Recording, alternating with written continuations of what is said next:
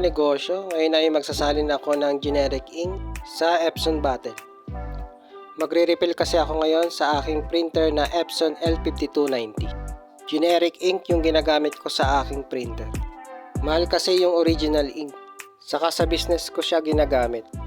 Pero kung may printer kayo at sa bahay nyo lang gagamitin, mas maganda original ink yung gamitin nyo, para hindi agad masira yung printer head nyo. Tapos under warranty pa kayo. Kasi kapag sinalinan nyo yan ng ibang ink o ng generic ink, ay mababaliwala yung inyong warranty. Di lang ako gumagamit ng original ink kasi sa business ko siya gagamitin. At ako rin naman ang nag-aayos ng printer ko. Kaya kung gagayahin nyo ako, do it at your own risk mga kanegosyo. At ngayon ay magre-refill na ako ng ink sa aking printer na Epson L5290. 2 years ko nang ginagamit ang ganitong ink sa aking printer.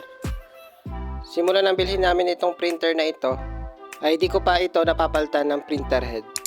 Kasi good condition pa rin yung aking printer head. Bali hanggang dito na lang mga kanegosyo, pa-like, subscribe at hit mo na rin ang notification bell para updated ka palagi sa mga video na i-upload ko na may kinalaman sa printing business. Thank you!